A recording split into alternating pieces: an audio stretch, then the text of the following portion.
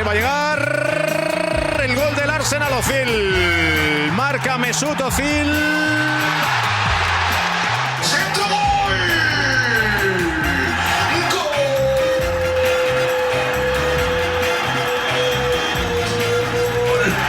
¡Wakanda forever! This is Arsecast Extra. Hello and welcome to another Arsecast Extra, as always, with James from Gunnerblog. James, goodly morning to you. Goodly morning to you too. How you doing? I'm all right. We've had St. Patrick's weekend here. St. Patrick's Day was yesterday, and now it's over. And there's a feeling of, well, this will happen again next year. And the year after, probably. And the year It'll after. keep happening. It will, forever. Until such time as there is no world. That's the only... I saw a man at King's Cross Station dressed as a shamrock yesterday. Sounds like a difficult thing to dress as, a shamrock, but he made a very good fist of it. Fair play. It's just a giant leaf, isn't it? Really. I'm dressed as a leaf. There's nothing more Irish than leaves. That's an old Irish saying, that. I suspect perhaps he wasn't Irish, this guy. Who knows? I feel like there are a lot of people jumping on board the St. Patrick's Day bandwagon. This cultural appropriation, I'm not sure we should stand for it, to be honest. Yeah, you can't be happy about that in the least. I was in France this weekend. Yes, I saw you were in France. You were in Lille, sorting out them for the Gervinho thing, so congratulations on that. But I also saw a picture that you posted on Instagram of being in the zoo, and you said, my spirit animal. And I looked at the picture for a long time, and I couldn't quite figure out what it was. My best guess was some kind of sand crab. It's an armadillo. Right. It's on my Instagram as well, Jay McNick, check it out. But it's an armadillo who has buried itself upside down in the ground.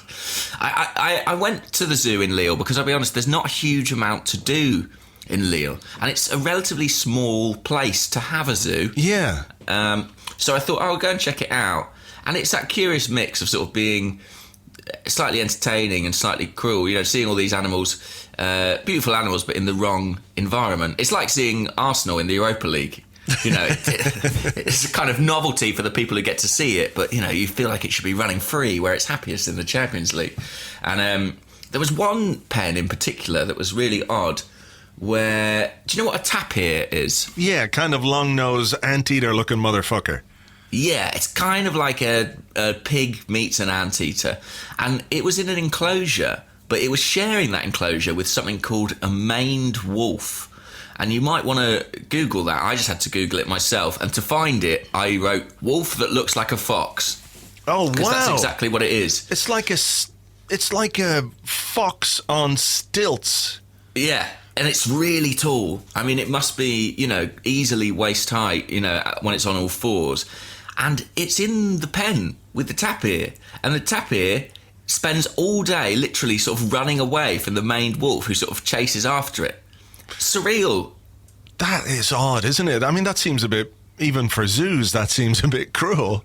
I mean, I don't think the maned wolf eats the tapir. I think it just sort of irritates it. Maybe it's part of some sort of fitness program for the tapir. Keep the tapir, keep the weight off. He's got to keep running away from this maned wolf. But I watched it for, it must have been 20 minutes, and it literally, the wolf will just chase it a bit, then the tapir will get a little bit of time on its own, sit down, gets chased again. I mean, it's like sort of bizarre playground flirting. But I've got a few questions about Leo and their decisions about what animal goes in with what, to be honest with you. Okay, well, maybe we'll take that up in a different podcast. Sure. On the Patreon, we'll do that. Yeah, on the Patreon, the Lille Zoo podcast. But, you know, from an Arsenal point of view, it's been a quiet weekend. There was no Arsenal, of course. But, James, I think there was football this weekend. And before we get started, Everton beating Chelsea is actually good for us, not simply because it's providing us with some more entertainment via the Twitter hashtag that we'll get into now in a second, but literally Chelsea being beaten is good news for us in our race for the top four. Yeah, I mean, I suppose the football was pretty good to us this weekend. Not just Chelsea, obviously United lost as well, which I know we might like them to have cup fixtures on the horizon, but it's always good to see their momentum slowed. And yeah, look, Chelsea lost at Everton. I don't think either of us predicted that. So, always a nice surprise. I don't think so. Actually, I'll have to go back and check out our predictions. I'm having a look now. I predicted a draw, in fairness to me, but you predicted a Chelsea win. Wow, okay. I'm so happy to be wrong. Yeah, I think everyone's sort of doing worse than we thought they would, actually, at this point. So that's quite nice, apart from Arsenal. And I think, yes, we've still got to play Everton, though, so there is that to take into consideration. Yeah, but one of the things we talked about with Everton was their sort of inconsistency, where one week they look really good, and then the next week they don't look that good. So I'm sort of glad they've beaten Chelsea, because it might mean they have one of their weird off weeks with Arsenal when we play them. So fingers crossed. Yeah, that would be good. That would be good. It's not too far away, is it? It's after the Newcastle game that we play on the 7th. So yeah. I'd like it to be a bit further into the season, because they're so ensconced in mid-table that I reckon by May they'll have completely signed off. But it comes a little bit early in that regard. But hopefully that was their good performance. And yes, fantastic to see the Chelsea fans angry again. Yes, they have been pounding that Sarri out hashtag like crazy. For example, they must have copied and pasted it, to they be honest. must have. We're going to have to go through a few. This is a great one. It starts like this. He says, well, this is how we gonna do this. Fuck Sarri.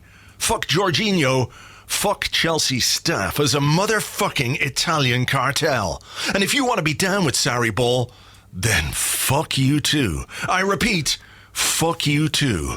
All you motherfuckers, fuck you too. Hashtag Sarri out.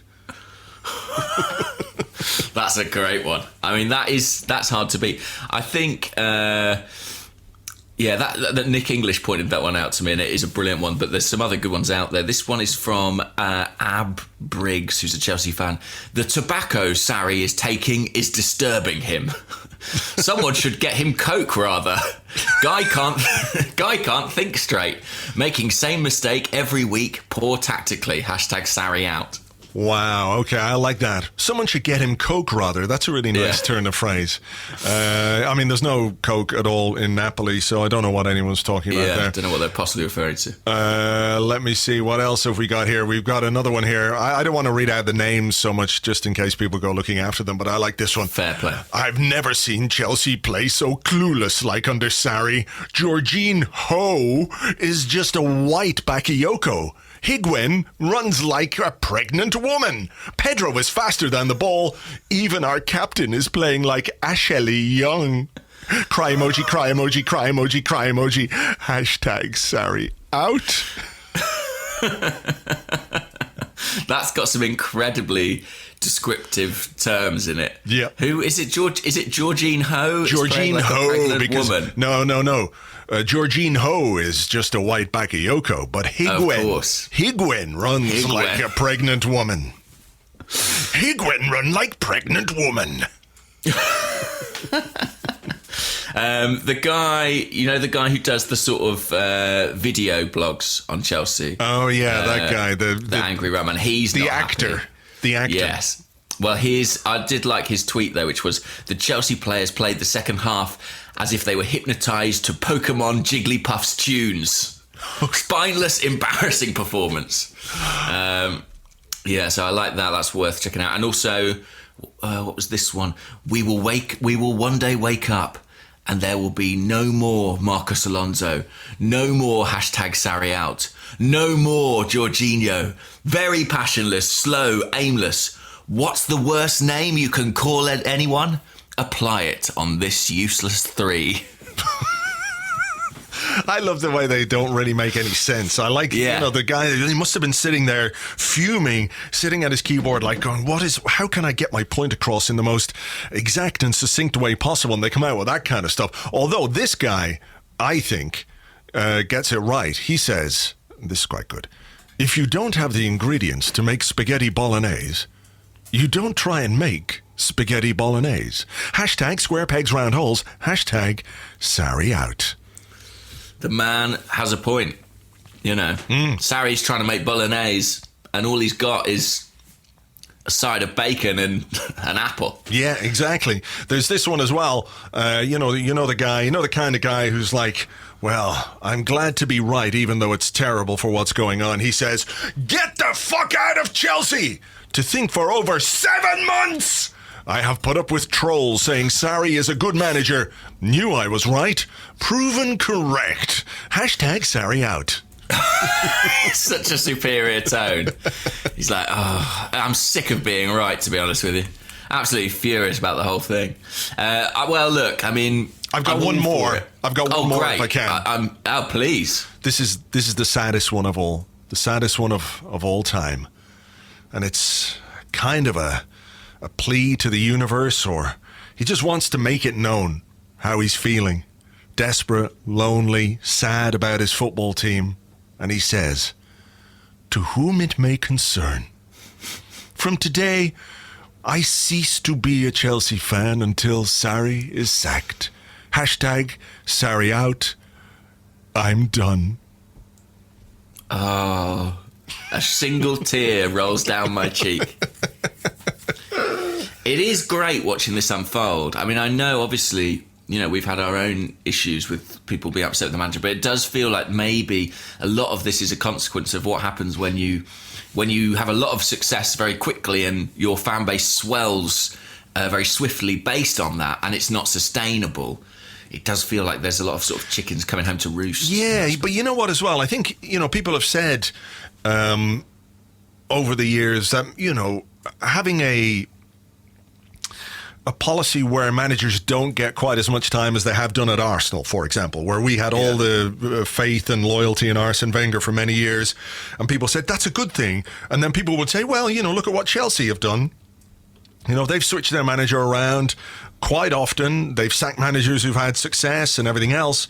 And it has brought them trophies. And, you know, there's no one right way to do things. But I think when you do operate like that, you probably have a level of patience that's far less than it would be otherwise. Like, if the culture of the club is to change the manager every time things go a bit wrong, then surely that plays into how you view a manager as a fan. It's like, oh, fuck it, no. Nah, this guy, no, get rid. We just get the next guy in. Next guy, if he doesn't work, we just get another guy in until somebody who comes in actually wins something. So I do wonder if that informs the way that you're willing to view the work of a manager. I think that's a really good point, but I'm sure there are more sane Chelsea fans out there who must just see that this is a repeating pattern, that they are burning through managers at such rapid speed, and they can't continue to do that, surely. Yeah. I know that they've kind of experienced success from that policy in the past, but I don't know, it feels like it's kind of reached breaking point and they kind of need to rip it up and start again, or, heavens forbid, give the guy a bit more time. I'd be interested to see what they do, actually, because Abramovich isn't, you know, as on top of proceedings as he once was. So maybe they'll be a bit more laissez-faire about the whole thing. I must say, Chelsea are obviously a club with a tradition of dispensing with managers quickly, but Manchester United, we all know, pride themselves, you know, on their willingness to give a manager time and faith and support. So I was delighted to see hashtag Ole out making an appearance this weekend. No way, really? I think having a hashtag to get a manager out before he's even really got the job is pretty good going. And there were some great ones out there. I'll just run through a few quickly. Norwegian twat has to go now. I'm afraid his purple patch is over. Enough is enough. Hashtag Ole out, which I enjoyed. It's like they've lost 2 games, is that it? Ole is unable to make tough decisions by taking off some players when they're having a bad game. This is what is costing us lately. Hashtag Ole out. And then I like this one. Solskjaer is not managing us. Good God. Did you watch last night? No passion, dedication, no fight. He just stood there, no idea what to do. Meanwhile, City and the Scousers feasts on success. Not my manager. Hashtag Ole out. Oh my goodness. Meanwhile, City and the Scousers feasts on success. Meanwhile, City and the Scousers feasts on the success that we don't have. We want it. They are Extraordinary people. Oh my goodness. Well, look, football, it might be weird and strange, but there's always an element of it that will entertain us, and those things will entertain us. Probably not as entertaining when it happens to us. Are we going to have to do it if we go through like a 3 or 4 game streak where we don't play particularly well and there's a load of Emery out tweets? Are we going to have to do them for the sake of balance? Or should we just ignore those people and say I think we just ignore it, yeah.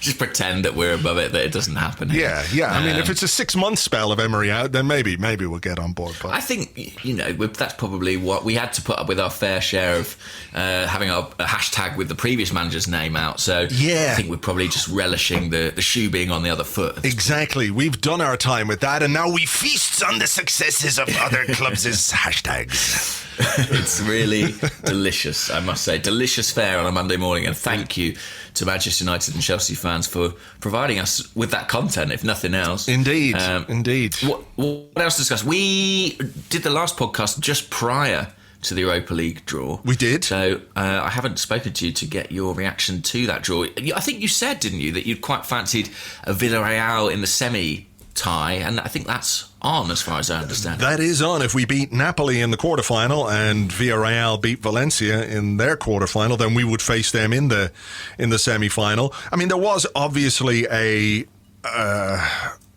permutation whereby Napoli could knock out Chelsea and we could or somebody else could knock out Napoli and we'd have an easy run. It's not that. I mean, it could well be, and it's shaping up to possibly be a Chelsea-Arsenal final, which I have to say I would not like.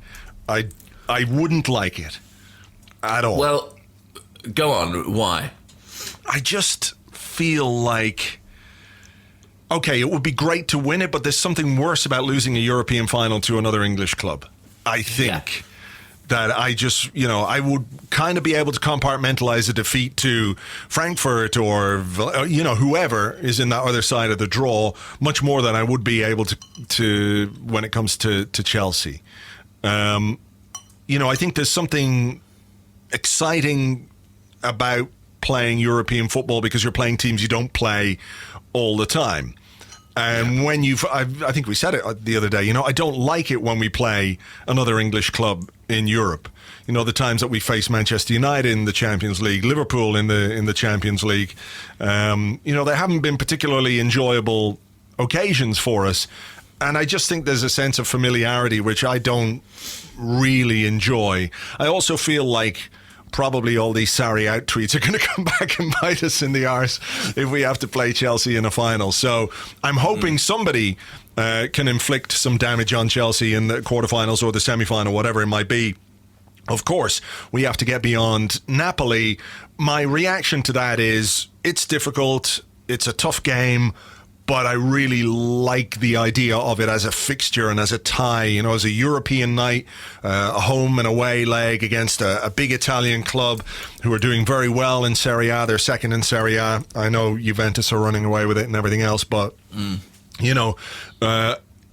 an exciting it feels like a proper European tie. And, after some of the stuff we've had this season, when you've got to play Karabag and Vorskla and Bate Borisov and even to a lesser extent Rennes, I think there was, stuff to enjoy and to like about what we did against Rennes. I think having this big European night on the horizon is great. I'm looking forward to it.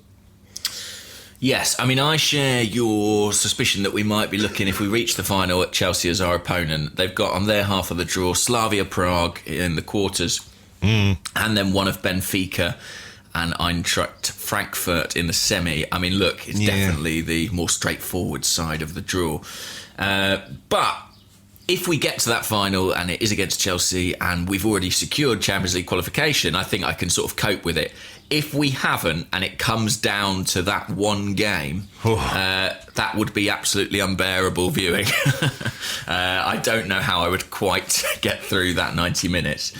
So 120 minutes, I'd go to extra time for sure. Yeah, penalty shootout. Penalties, I guess, yeah. Hopefully they could bring John Terry on to slip for the last one. Imagine that if that was Petr Cech's final involvement as a footballer, penalty shootout against Chelsea.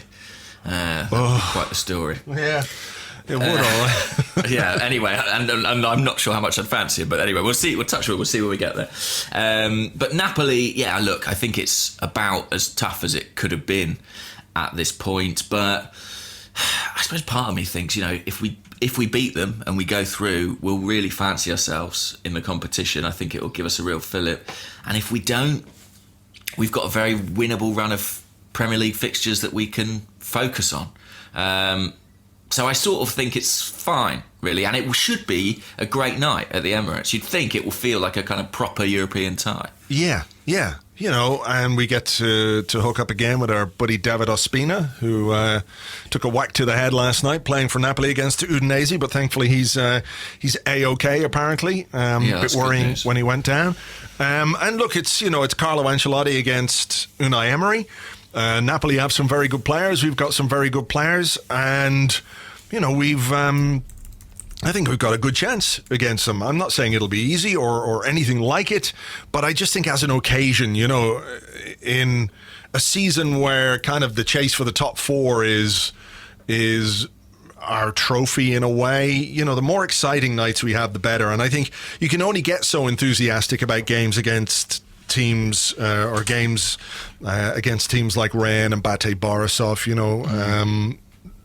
The opposition matters when it comes to creating an occasion and an atmosphere and all that kind of stuff as well. So I'm well on board with this, and we'll see where it takes us. And obviously there are fixtures in between, or the games come between fixtures in the Premier League where we've got a lot to do there as well. It's Newcastle, isn't it? Then it's Watford away. It's Watford away in between the two games, and then when we come back from Napoli, it's Crystal Palace, which is currently scheduled for the Saturday, but it's likely to be the Sunday, April 21st. I mean, that's a home game, so I'm less worried about that. But going to Watford and Napoli in the space of 4 days. It's Everton away first, so it's Everton at Goodison Park, then we've got Napoli at home, then we're away to Watford, then we're away to Napoli and Crystal Palace at home. So it's the two away fixtures in the Premier League sandwiched or with the home tie sandwiched between them are going to be very interesting, because our away record has not been great. So well, hopefully we can pick up a win at Al Nassr Dubai SC on Tuesday to give us some confidence on the road. What do you make of the way round the ties are? Because there's always seems to be this bizarre thing now where the draw isn't final with UEFA, and there's this sort of toing and froing and rearranging of the fixtures. Yeah. Do you think there's any advantage or disadvantage to being at home first? I don't really care. Maybe there is. Maybe some people can work it out. I'm sure somebody's worked out statistically that if you're drawn at home first in a knockout tie in a European competition, you've got 61% chance of qualifying, whereas it's 39% if you're drawn away first. I don't know. I mean, personally, I don't give a fuck. I kind of like the idea of us having the away goals rule to our advantage in a way in the second leg, where our goals could really matter, that way.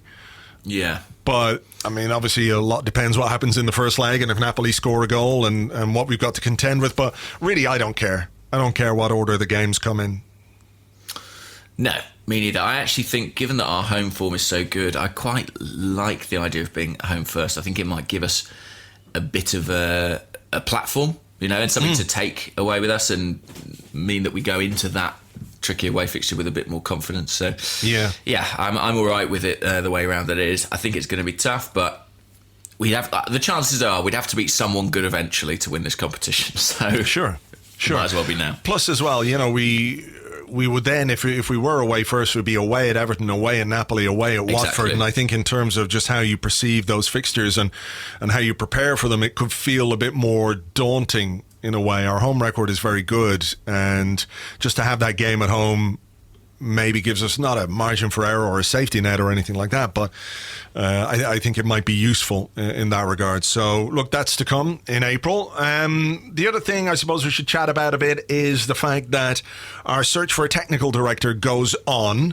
as Monchi has rejoined Sevilla. He's going to be presented today. They've had a reshuffle there. They sacked their manager. The guy who was the sporting director has taken over as manager, I think, until the end of the season. And they brought back in Monchi to be the sporting director. What we know is that he was in contact with Arsenal. There was an offer from Arsenal, a 3-year contract on the table. Widely expected that he would take that up.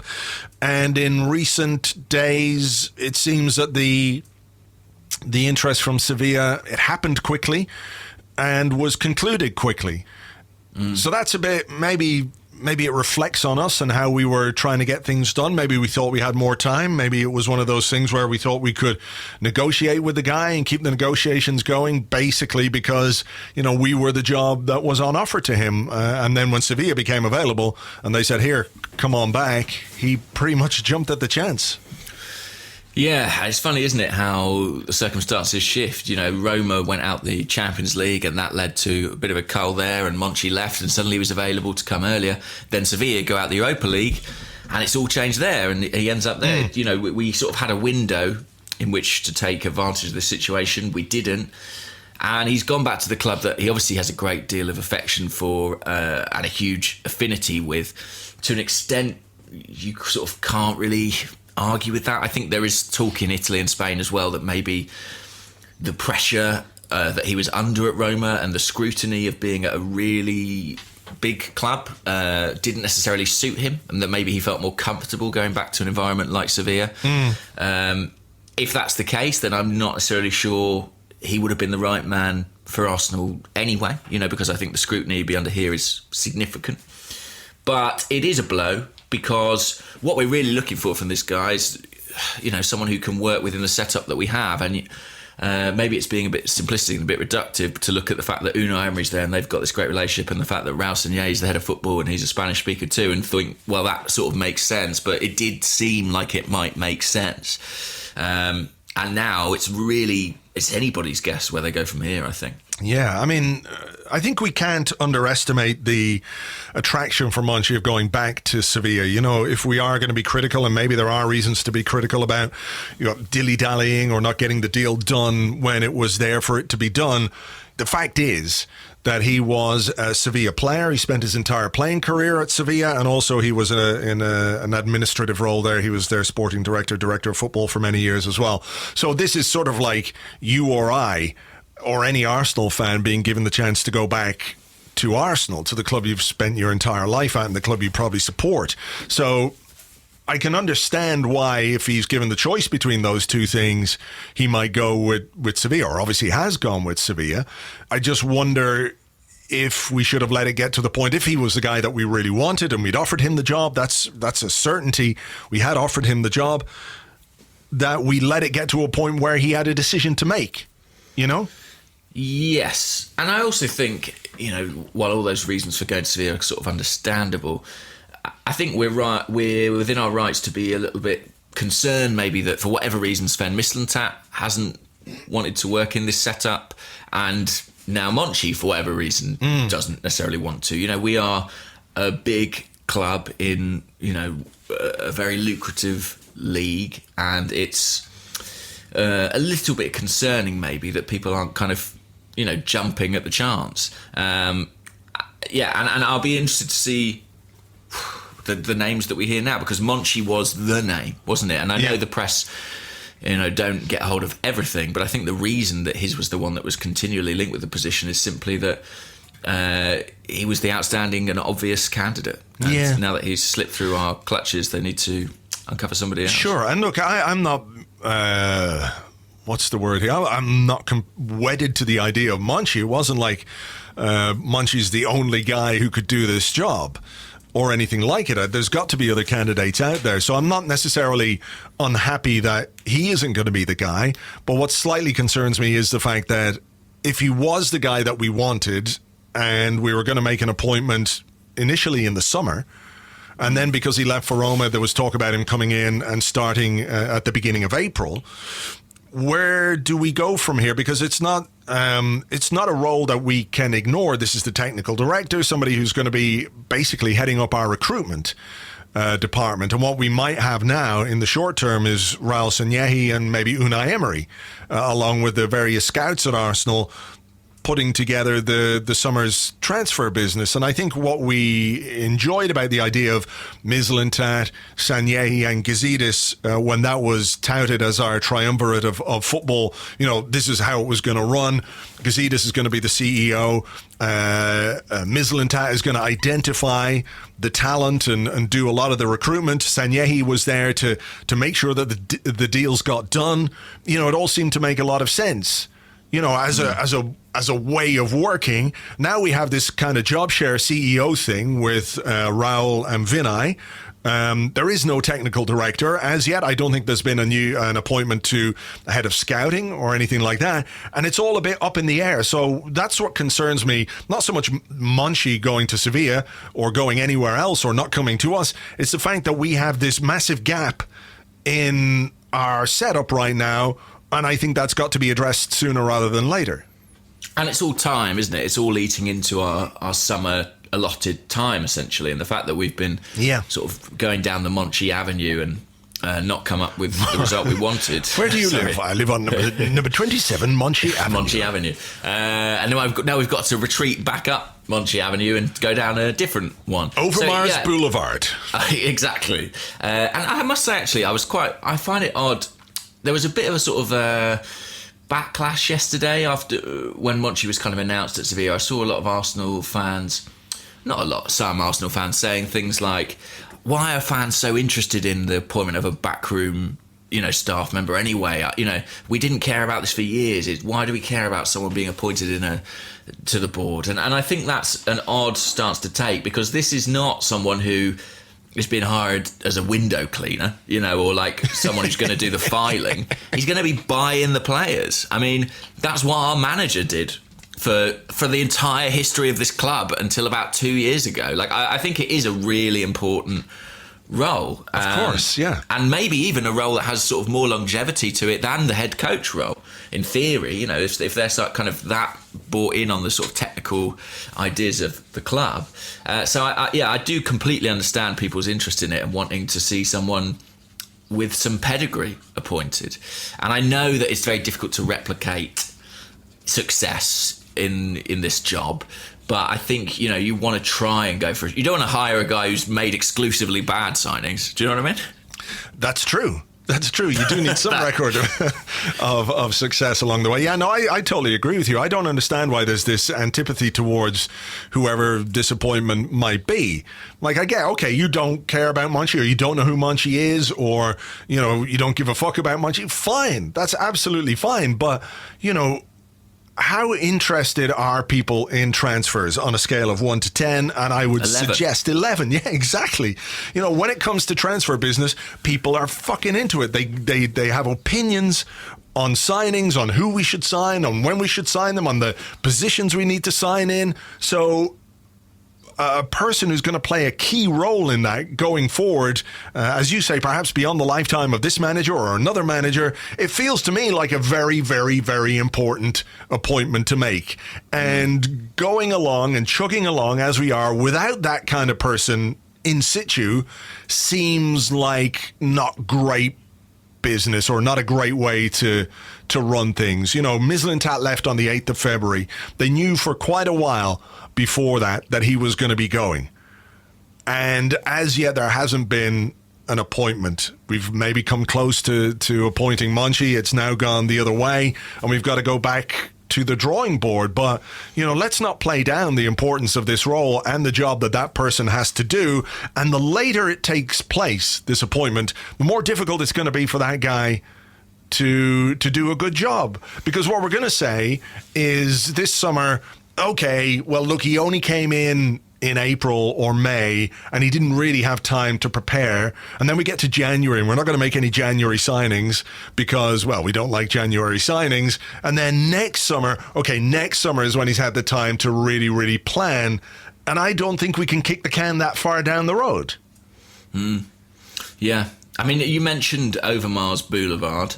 Do you think that link is kind of a lazy one because of his affinity with Arsenal, or do you think there's actually some mileage in that? I don't know. I mean, I guess because he's doing similar kind of job at Ajax. He has a connection to Arsenal. He has been mentioned not just recently, but in the past as somebody who could do that job or who is a potential candidate for that job. If I just go back here, I'm going to have a look here on Arseblog News because I feel like he was almost linked with the job sort of Raul ended up taking, essentially. Yeah, hang on. So Years a ago. report from October 2017 says that Overmars will leave his post with Ajax at the end of the season and has reached an agreement to come back to London with Arsenal. Now, it came from a fairly dubious source. I think it was Tutto Mercato Web. So, you take it all with a pinch of salt. But the connection goes back that far. So we're talking maybe 18 months, 2 years where his name has been mentioned as a potential candidate. Somebody else who I heard might be a potential candidate is Steve Morrow, who would be an internal appointment. I'm not 100% sure how that will go or if that's realistic. I think, from what I understand, that Steve Morrow was one of the main candidates to take over as academy manager. And then it was given to Per Mertesacker. Right. So he was kind of overlooked for that role. And, whether that has any impact on how he's viewed for this role, I'm not quite sure. But he's an internal name. We've got Franny Kajagugu. He's in there and is potentially going to be the head of scouting, but maybe not the technical director. And it just feels to me like there's an important part of the structural puzzle missing, and we've got to get it sorted sooner rather than later. Yeah, and Overmars is an interesting one because when he was first linked with Arsenal, I think we heard quite a lot from Ajax fans who weren't particularly happy with the job that he was doing there. I know Ajax are sort of flavour of the month at the moment because they're Champions League campaign, but that feels maybe more like something that should be credited to their academy than maybe what Overmars has been doing. And it's also worth pointing out they do trail PSV in the Eredivisie, and I don't think they've won the league for about 5 years or something like that. Wow, So, really? Yeah, I think so. I might have to check that. I'll do it while you're talking. Yeah, so I feel like I think it was 2013-14 that they last won the Eredivisie. I don't think they've won a trophy for quite a few years. So for a club of Ajax's size in Holland, it's not the most convincing set of qualifications from Overmars. Steve Morrow is interesting. I mean, he looks a bit like Monchi. Do you think that's part of it? They were like, we need a guy who we need a baldy physically resembles him. Yeah, we need a baldy guy. Quick. I think he's the head of scouting for the under-23s or something like that for the youth setup currently. So you can see a kind of progression there, yeah? Yeah, a natural progression. But as ever, I think internal appointments never really excite the fan base, do they? But I don't think that's necessarily a reason that they wouldn't work out. No, I mean, that's also not a reason to not make an appointment. If you think he's the right guy, it doesn't matter where he comes from. I tell you another name. Got the affinity with Arsenal. Another name that did the rounds a little bit was Brian McDermott.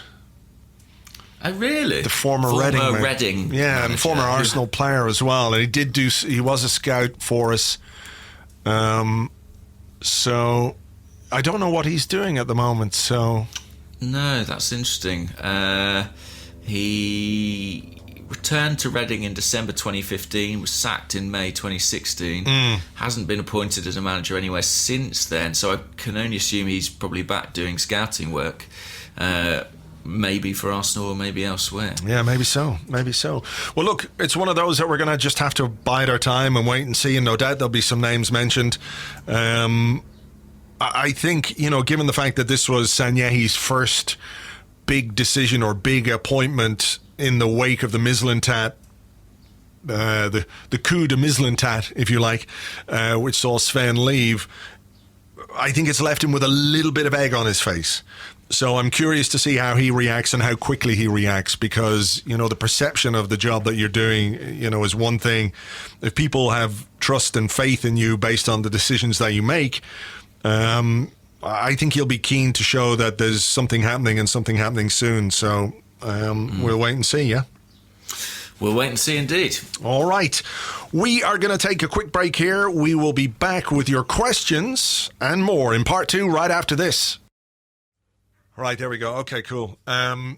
Did you get that email from that guy? Oh, yeah. Well, he said that he had sent it to you as well. Fuck. I know. I mean, if what he's saying, and that is, sorry, I'm just getting. If what he's saying is true, then it's fucking, it's mental. There's going to be. Go on. No, I was going to say he's not the first person I've heard it from. So I think there's no smoke without fire, I suppose you'd say. Yeah.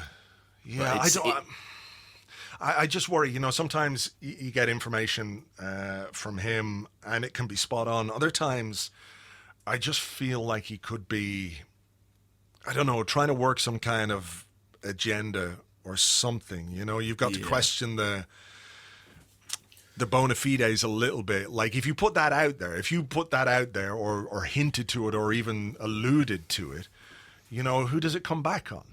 And that's it. Yeah. The shit would hit the fan. Fucking. And that, I mean, it's one of those that you sort of have to sit on really and see if somebody picks up on it. Yeah, I'll ask around and just see if somebody else has heard it, because if they have, then maybe it gives it a bit more credence. But if not, there's no way I'm touching that. I wouldn't touch it. No, don't touch it. Don't touch it. Right. Listen, I'm just gonna nip off for a leak. I'll be back in a sec. All right. Okay. All right. See you, mate.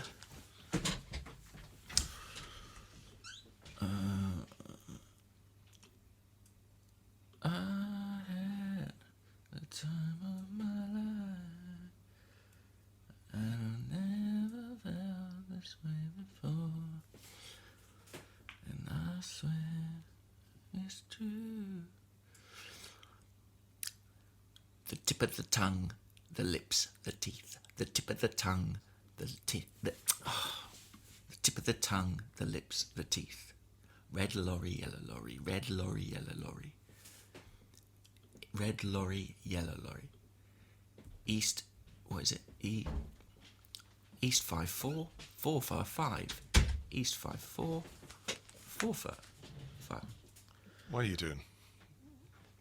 Just staying on top of things, don't worry about it. All right, okay. Everything go all right? Yes, it was fine, thanks, yeah. Everything worked perfectly. Oh, It that's good. It was You have good. to check. It's worth checking. Yeah, it is, all right, it is. Right, questions. Okay, let's do it, will we? Let's do it. Welcome back to the Arsecast Extra. This is part 2 of the show where we answer questions that you sent to us on Twitter at Gunnerblog and at Arseblog. Also on the Arseblog Facebook page, facebook.com/Arseblog. And also on the Patreon members Discord server, our chat server, private chat server, which you have access to if you are an Arseblog member on Patreon. And we've got a special channel there in which you can ask questions. And I'm going to take the first question from there, James. It comes from rpod1, and he says, can you and James please talk about your favorite line or lines from the Wojciech Szczesny interview, in which he with pleasure. In which he talked about his former teammates. Yes, with pleasure. I loved that interview. I thought it was great to see, and rare to see, a player who's still playing speak with so much candour about some guys who are still playing and people who spent his years at Arsenal with. It was just fantastic and really insightful. I mean, obviously it's sort of funny and it's kind of light-hearted in its nature, but it's also incredibly insightful, and I think gives you a little bit of a look into that sort of dressing room culture. So it was great. I mean, some incredible lines. I'm trying to think. I'm actually looking back at it now. I liked the Bentner one. And he says, one of the most intelligent guys I played with. You see Nick, well organised, neat, in form, and it seems everything is going great for him. The next day you open a newspaper and read, drunk Bentner driving the wrong way, and you're like, what the fuck?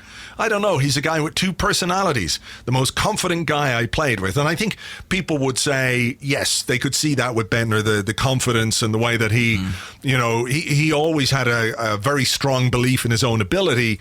But I don't suppose people would have thought too much about the the intelligent side. Like, if he's saying he's one of the most intelligent guys he played with, and let's remember, that Szczesny has played with Arteta, he's played with Mertesacker, he's played with some smart guys down the years at Arsenal. That's not something people would have thought too much, because, he does do stuff like get drunk and try and have sex with taxis. Yeah, but, Van Gogh cut his ear off. Do you know what I mean? The great artists, the real geniuses throughout history have done some really... They've got the self-destructive thing, yeah. Yeah, and it's interesting that he has that kind of streak in his... But I agree. I found that sort of surprising to hear that he thought of Bentner as such an intelligent guy. I really liked his line on Arshavin, which was so succinct, where he said, hilarious guy, has the funniest laugh ever.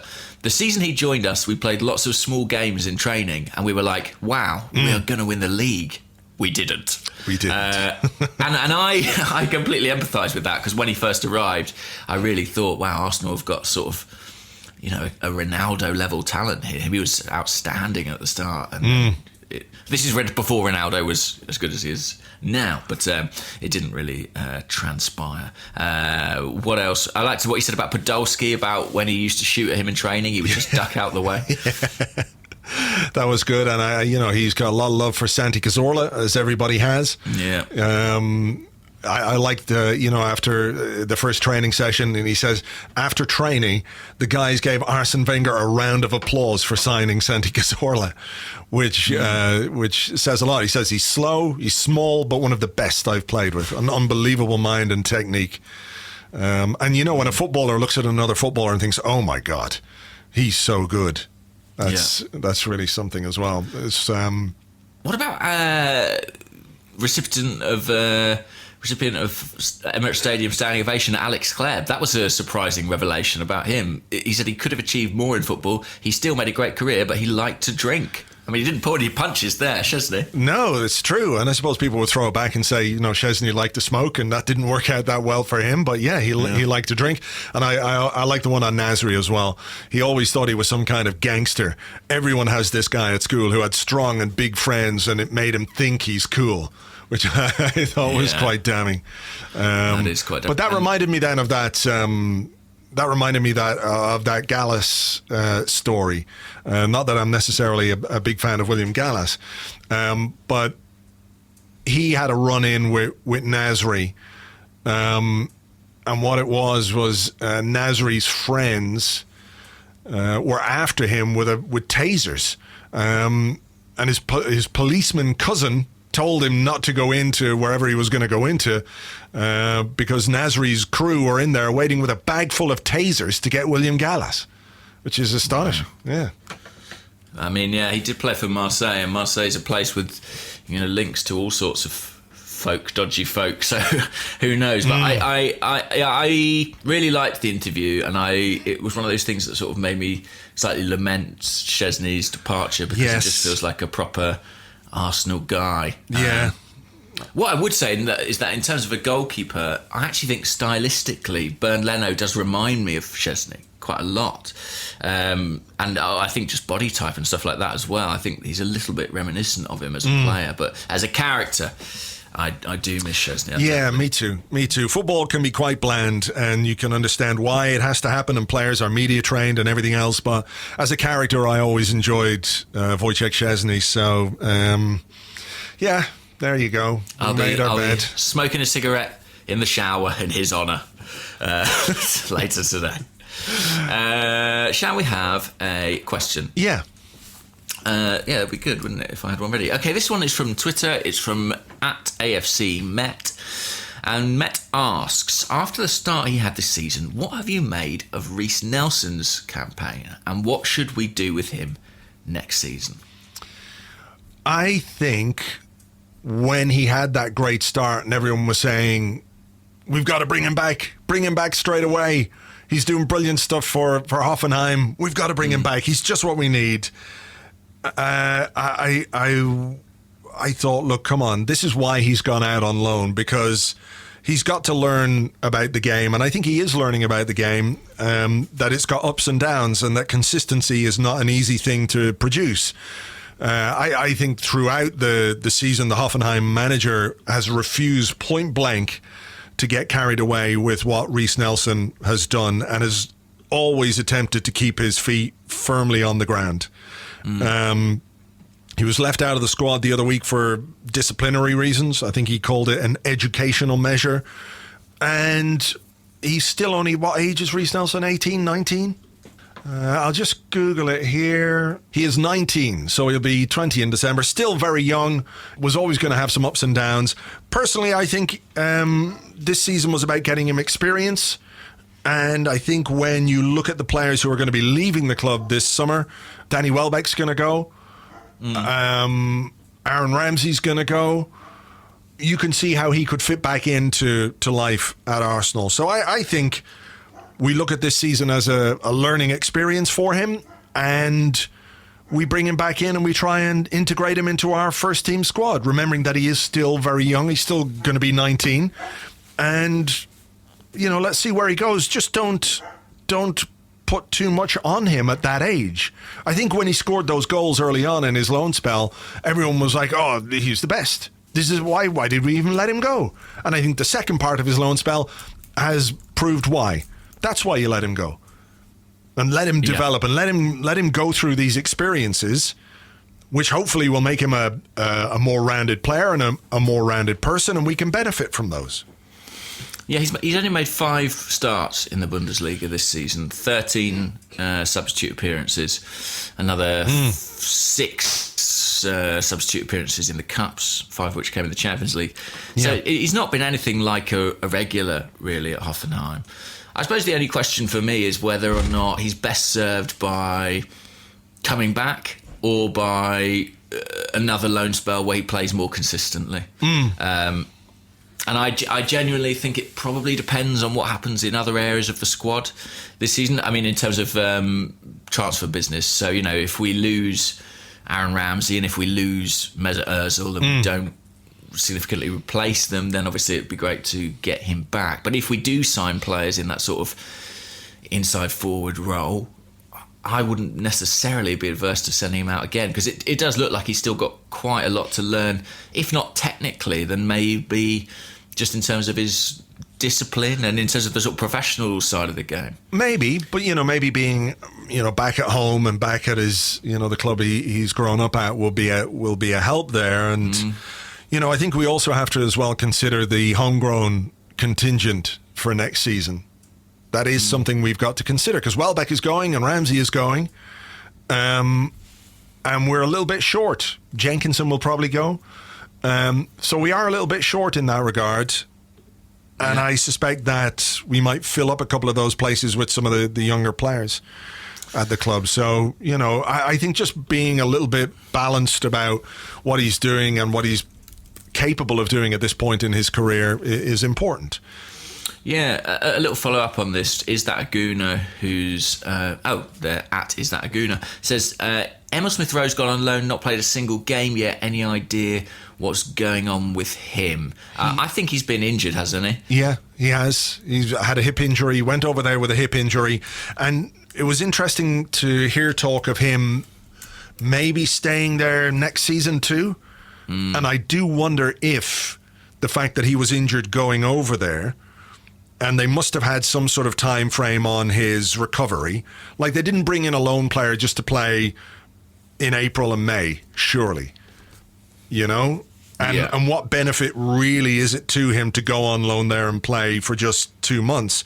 So I do wonder if maybe that's one we could see extended into next season.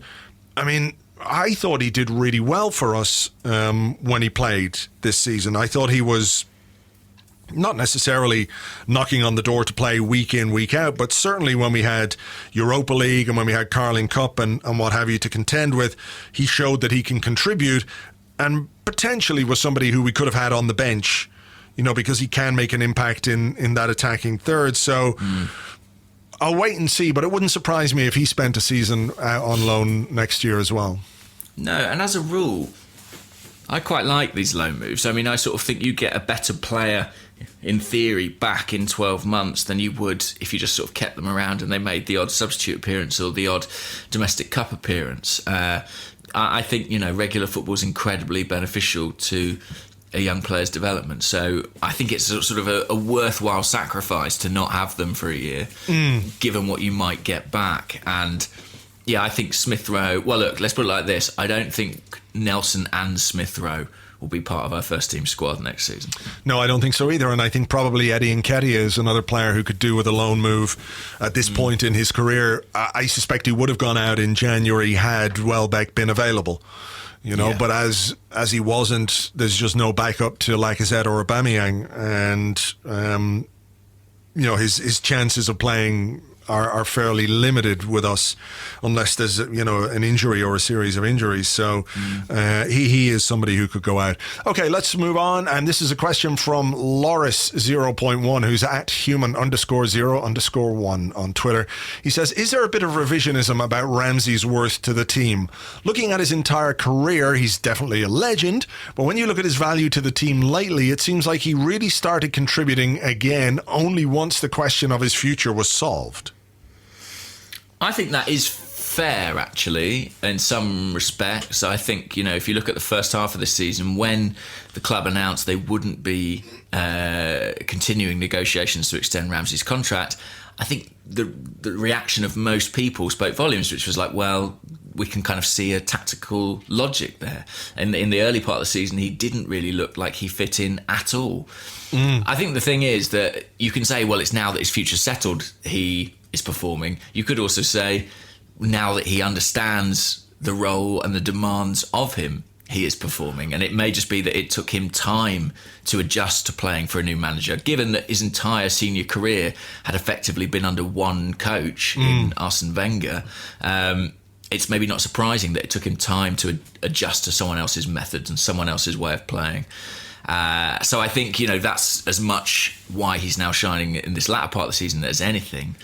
But I do think I understand the question in that I think when we made the decision not to extend, there were clearer reasons why.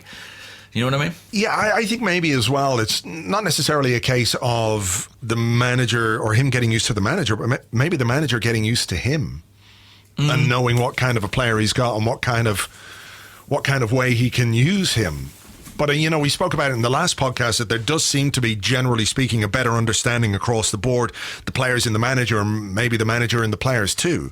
So that could be part of it. And I do think the clarity has probably helped him.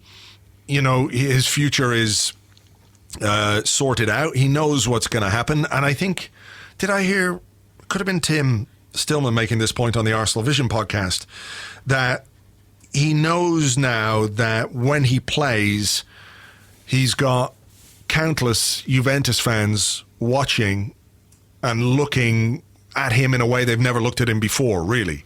They'll be aware of who Aaron Ramsey is and they'll have seen him score lots of great goals for Arsenal, but will they have watched him as closely as they're going to be watching him at the moment? So there's a chance, not necessarily for him to make a first impression, but for him to go to Juventus and show the fans there, this is the kind of player that I am. This is what I can do. This is what I'm capable of. And maybe to give them an understanding of who he is before he actually arrives. So I think that could be a factor. Yeah, I'm sure that is. I'm sure that is a factor for him. And I think as well he's benefiting from being rotated. How many times have we seen him break down with muscle injuries, perhaps due to being overplayed, but he's being rested almost every other game here, and it's really benefiting him. Yeah. I would say that, as a rule, when I look at Ramsey's Arsenal career, I'm sort of in the camp that would say he certainly contributed some outstanding moments, and for me, it's those moments that make him a legend. But I think for the most part, we have struggled to incorporate him in a functional midfield, and I think some of the blame for that has to be apportioned with him as well as with the respective coaches. But I'm certainly enjoying what he's doing in the team at the moment, and I do feel like it's unfortunate that just as he seems to be settling into the team and finding a role that works, we are about to lose him. And I'm sure it's right at the top of Unai Emery and Arsenal's agenda to try and think, how on earth are we going to replace this guy? Yeah, well, best of luck to them. And whoever our new And technical Monchi. director, Good and luck, Monchi. Well done, Monchi. See how you handle this one. That was the job they asked, the question they asked him in his interview, and he thought, do you know what, I don't Fuck fancy it. this. No, actually." I can't do this. Fuck this. I'm going back home where the sun is shining. Exactly. Why not? It's a lovely place to be. This question comes from VS, who's at VS Arahia on Twitter. And, well, I'll read the question. The question says, with Chelsea having the easier route to the Europa League final, are people forgetting that finishing fourth doesn't mean we qualify for the Champions League if Chelsea win the Europa League? If so, do we finally have to prioritise the league? And I ask the question because I think there is a lot of confusion abounding about the various implications of teams winning European competitions. As far as I understand it, that's not correct, the assertion in that question. No, I think it would be if United won the Champions League and finished outside the top four. And Chelsea won the Europa League and finished outside the top four. Yes. If we finished in fourth, then we wouldn't go into the Champions League because the maximum you can have is 5 clubs. That is correct. However, Manchester United have, drawn Barcelona? Yes. It does look as if Chelsea are going to struggle to get into the top 4, but, I think there are going to be some twists and turns along the way. As difficult as it's been for some of the clubs around us, I do expect things to be difficult for us as well. Manchester United lost to Wolves. So there's an indication of how difficult that game is going to be for us. Everton beat Chelsea. We still have to play Everton. So we can't take anything for granted. So I suspect this is going to be one of those that lurches from one week to the next, where somebody looks a clear favourite and then within 2 games it could all turn around again, and that could include us too. So I'm not going to get worried about those kind of permutations when it comes to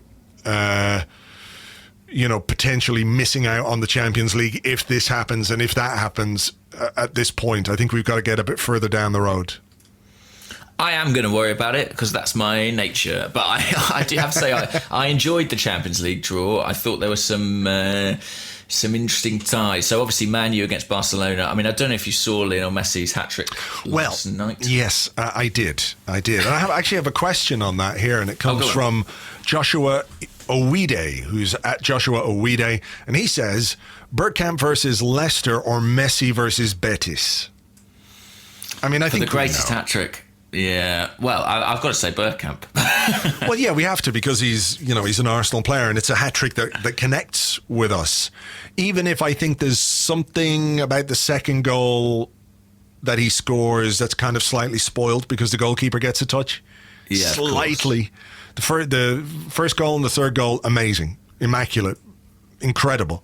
But the second goal, as good as it was, just slightly spoiled for me by the fact that the goalkeeper got a touch on it. But yeah, look, what Messi does and what he continues to do is extraordinary. And we have this debate all the time, don't we, about who's better, Messi or Ronaldo? Who scores the most goals? Who makes the greatest contributions? Who's got the biggest trophy count? And for me, it'll be Messi every single time. They were showing a clip of how the Betis fans were applauding him. Mm. And I'm not one for that kind of magnanimity usually in a football ground where you're like, I'm going to be gracious and I'm going to applaud the opposition because they played so well. It's usually a case of, fuck you, I can't stand the sight of you. But I remember being at that game in Barcelona where we scored first. Was it Bentner who scored first? I think Bentner did score in the new camp, yeah. Yeah, and that angered them. That just sparked Messi into life. I think he scored 4 goals that night, and it was unquestionably one of the greatest football displays I've ever seen, bearing in mind, of course, that we had Silvestre and we had Almunia and there were mitigating circumstances. He was just incredible, and it was a privilege in a way to watch him. It wasn't nice or enjoyable to watch us lose the way that we did, but I remember thinking at the time, this guy is just fucking something else. So for me, when it comes to Messi versus Ronaldo, what Ronaldo's like a really brilliant robot. Yeah. Who's very good at football and doing things that you didn't think were possible on a football pitch. But Messi makes you feel things that Ronaldo doesn't. And I'll just illustrate this to you. I've got a couple of clips here of the Messi hat-trick, and they come from, I was just watching the goals again. I was just struck by the commentary on the goals. This is his first goal, the free kick. I assume this is from some French TV channel. This is what the commentary sounds like for the first goal. Le coup franc de Messi. Lucarne, le ballon de Messi, incroyable cette facilité pour lui, cette banalité. So that's the first goal, and they're just laughing. They're just laughing because it's so amazing. I'm trying to load up the second one here. Here we go, and this is the third goal. This is the hat-trick goal, which was just beautiful, wasn't it? The way that he took that ball first time, exchanged passes, and lobbed the keeper. You can't even call it a lob; it's a chip, isn't it? Really? Yeah. From the edge of the box. This is the commentary for that goal. Ballon piqué de Léo Messi. I mean, that's what Messi makes you feel like when you watch him play. Ronaldo does not. You can kind of go, well, that's very impressive. Wow, he's really done something incredible there. But you don't get that sense of, it doesn't make you feel that joy, I don't think. No, there's a kind of brutal effectiveness about it. But it doesn't have the aesthetic quality, to my mind, of Messi's play. I mean, I understand the sort of constant need to compare them, but I also think it's sort of a bit, meaningless. They're both absolutely brilliant footballers. No one's, possibly the two greatest ever, I think. I think Messi, in my mind, is the greatest ever. I would agree with you because of that ability to do things that that really look completely breathtaking and beautiful, and there's an imagination in his play. I mean, that last goal for the hat-trick, it's like a sort of wedge shot, isn't it? I mean, the pass back to him, that he just manages to get this lift and dip and get it over the goalkeeper who's barely off his line and under the crossbar. The arc on the shot, it's so extraordinary. To even attempt it is pretty breathtaking, and for it to come off, I mean, the goalkeeper wasn't really off his line. No, barely at all. And he manages to sort of dip and swing it into the far corner. I mean, as he matures as a player, he's comfortably past 30 now. He doesn't have maybe quite the burst that he once did, but almost with it comes these other facets to his play, the intricate passing and the movement and the ability to just sort of stop dead and have seemingly so much time on the ball. I think I genuinely do, as a football fan, consider myself very fortunate to have seen Messi play in the flesh, and there aren't many opposition players I feel that way about. Very few, in fact. Yes, amazing stuff. And if you haven't seen the hat-trick against Betis, do search out the goal clips, because it's pretty amazing. But still, Bergkamp versus Leicester for me, followed by, what's another good Arsenal hat-trick? Well, Henry versus Roma. Henry against. Oh, that's a great one. I was going to say Henry against Liverpool. Yeah. That's good. But yeah, against Roma, it's a fantastic hat trick. There are probably more. I remember Ray Parlour scoring a very good hat trick once. Yeah. Was it in the Champions League? I forget. That's true. Against the German side, if I recall correctly. Leverkusen or someone like that. Yeah. I'm sure Ian Wright had plenty. I'm sure he had plenty. Just trying to remember them. Nicholas Bentner against Porto, of course. Of course. One of the greats. Our good friend. Such intelligence. Oh my goodness. Speaking of intelligence, Freddie Dennis, who's at Arseblog, said, "What did you make of Iwobi's nose-pinching taunt at the Rennes player during the second leg?" What did I think of it? I think I thought of it at the time. I thought it was a bit like, but then I saw somebody post a screenshot of an Iwobi response where he said the bloke was basically giving him pelters. He's slagging him off or slagging his family off or something like that. So maybe it's just a bit childish, but fuck it. If you're going to dish it out on a football pitch, expect to get a bit back. Yes, I would agree. I thought it was childish. I quite enjoyed how childish it was, if I'm honest with you. Like, it's so sort of playground and pathetic. There was a bit of sort of moral outrage from opposition fans around it, which I found was really, there? I didn't see that, yeah, thankfully. There was a bit of that, and sort of like accusations that there was something maybe more to it that made it a bit sinister. I really think. But more it was like what? More? What could there be more? I mean, I almost don't want to credit some of the theories that I had in my mentions from people with reading them out of the podcast, but I think it really was just someone responding to provocation in a very childish fashion. I don't think it's something he should make a habit of, but I don't think he will. No. So yeah, I thought ultimately fairly. He generally seems like a nice, polite lad, Iwobi. So if he's reacting in that way. You don't know what's said to him. You Exactly. know what I mean? So. He's not the provocateur usually in situations like that. So, fuck it. Storm. He was very riled up against Rand. He sort of kicked somebody as well. So I suspect there was a bit he going was getting on. Quite a lot of treatment. Yeah.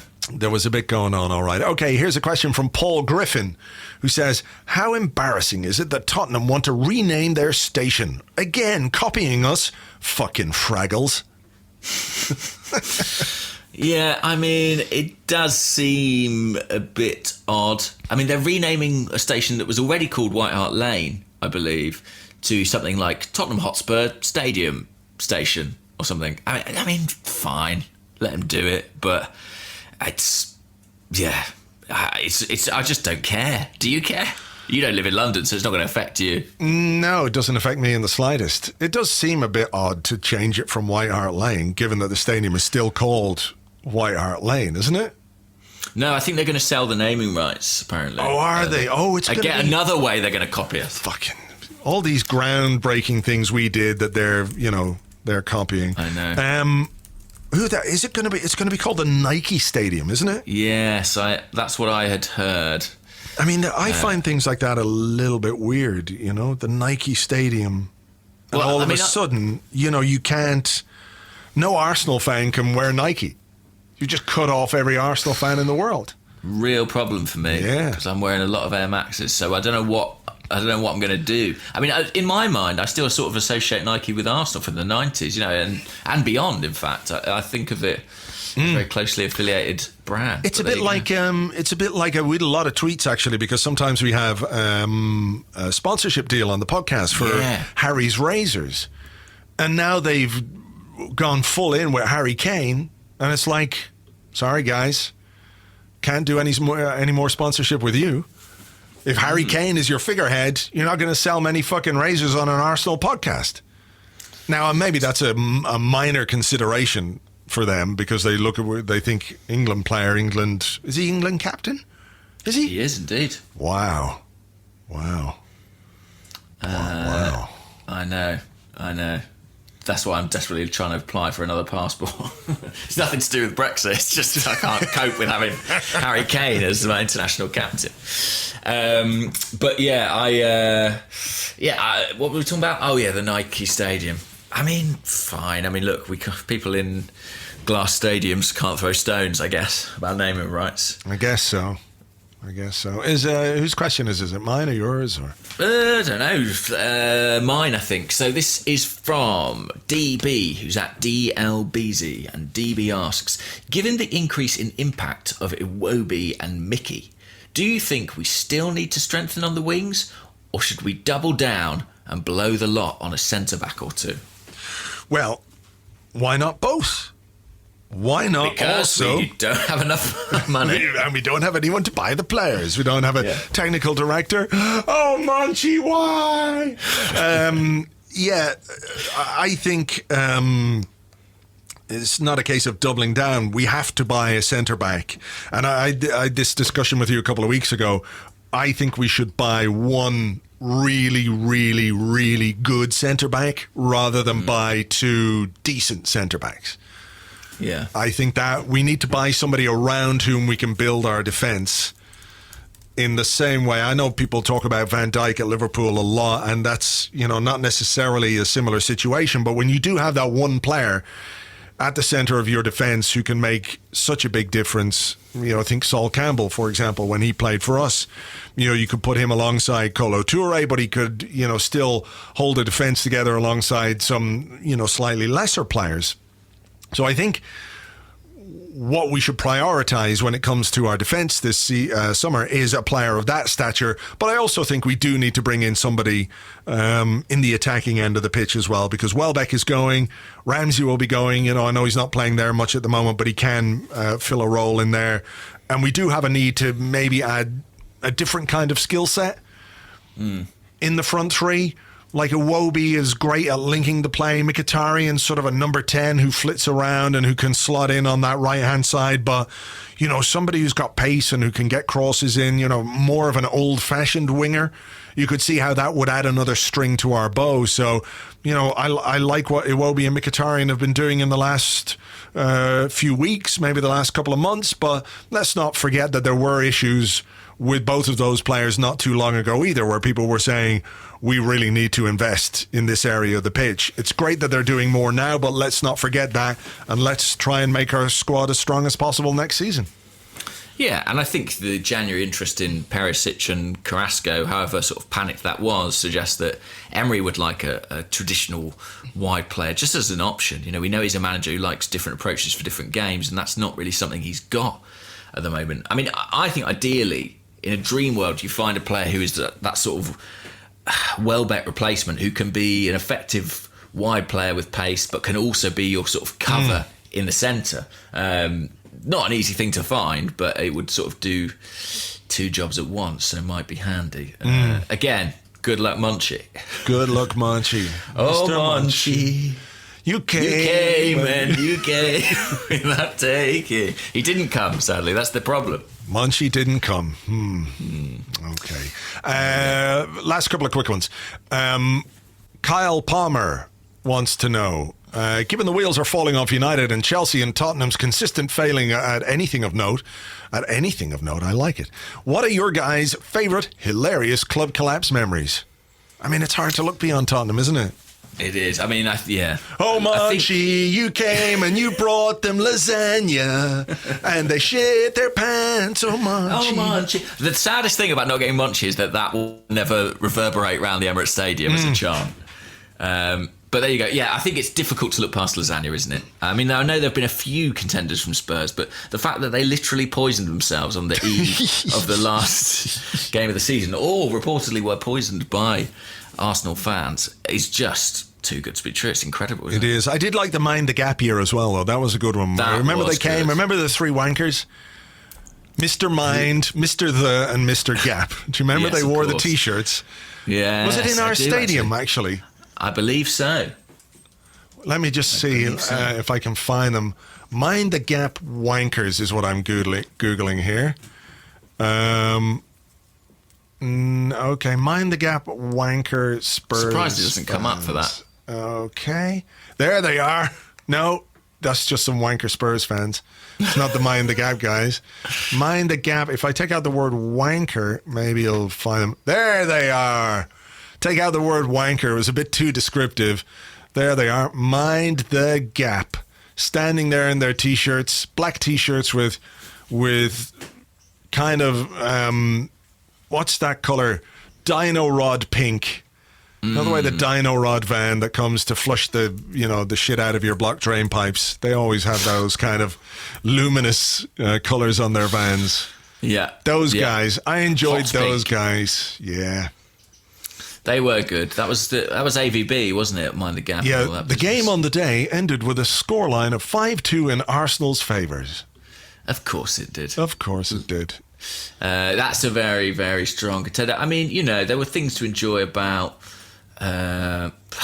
Liverpool and Istanbul and all that. That was quite funny, I think, from Steven Gerrard falling over. Funny.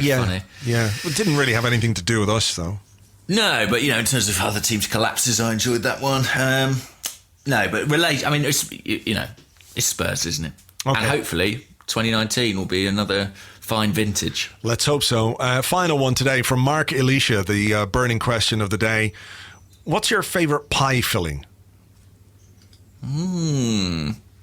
I guess I'd have to say humble. No, I think it would be favourite pie filling. Yeah. I don't know. I can't eat pork pies. Do you know about that? Well, I know what pork pies are, but I don't know about your inability to eat them. Why can't you eat them? In my youth, I was in a play where my character had to eat pork pies, and I worked out that, like, in a month, I ate like several hundred pork pies, But- and I can't eat them again. Wow, it's sort of like when you overdose on something and you just can't bear the idea of it. Yeah, if I was to bite one, I mean, I would instantaneously feel ill. So they've been ruined for me. Right, I do like a good pork pie. Like a proper one, yeah. I remember getting one. I was in New York a few years back, and we went to one of those down the cobble streets little bakery baker shops, and they had pork pies which were amazing. I'd go back there now to get one. They were that good. But why were you eating so many? I mean, it's because you were doing like a show in the afternoon, a matinee and an evening. Literally, the character's like only distinguishing feature was that I decided that he was almost constantly eating pork pies. So hang on, you decided this. I can't remember. I think the director was like, maybe you're eating a pork pie in this scene. And in my desperation to sort of find a sort of hook for the character, I was like, maybe he's eating one in every scene. Oh my God. So it was kind of self-inflicted. Yeah. Okay. What's your favourite pie filling? Steak and kidney. It's hard to look past that. I like steak and ale, actually. Yeah, that's good. That's good. Because I'm less hot on the kidney. I do quite like kidneys, but I'm just not. It's one of those things that if nobody else likes them, you don't tend to use. You know. What do you feel about like curries in a pie? Do you know what I mean? Like, I'm not convinced. Right. I'm not convinced. Like it's chicken curry classic, pie. Really. Yeah. I don't know. I made a really good breakfast pie once. Which I think just cornflakes. Full of porridge. It's all, you get your Cocoa Pops, mix them with some cornflakes. But I did it with what did I do? Sausage, bacon, pudding. I'd like that. It's good. I think I'll put a link to it if I can find it. I'll put a link to it on. I'll put a link to it on the podcast today if I can find it. But I remember at the time, those most esteemed of pie makers, Piebury Corner, who do such amazing pies there on Holloway Road, and they have one in King's Cross now as well, I think. Yeah, they do. They were impressed by my breakfast pie. So if I can find the images that I put together with the breakfast pie, it was really quite good, I have to say. But yeah, steak and kidney for me. It's got to have meat in it, doesn't it? Yeah, I like a game pie, actually. With what, like partridge and quail and rabbit things, all that stuff, all that sort of like odd stuff that posh people hunt. I like that in a pie. I like a pie with bullets in it. Yeah. That's quite tasty, I think. But yes. I have it here. I'll send it through to you on the chat thing. You can have a look at it has the process of how I make the pie and everything, if you can see. Is it your own recipe? Yeah, it's my own recipe. And you haven't been approached by any sort of major chefs to kind of sell them this? No, I haven't licensed it or franchised it yet, but you can have a look here from the top down. You've got to put this on the blog. People are going to lose their mind over this. Yeah, it's even got baked beans in it and everything. It looks absolutely delicious. They look like great quality sausages. Yeah, they're good sausages. Good sausages and good pie crust. That's the important part.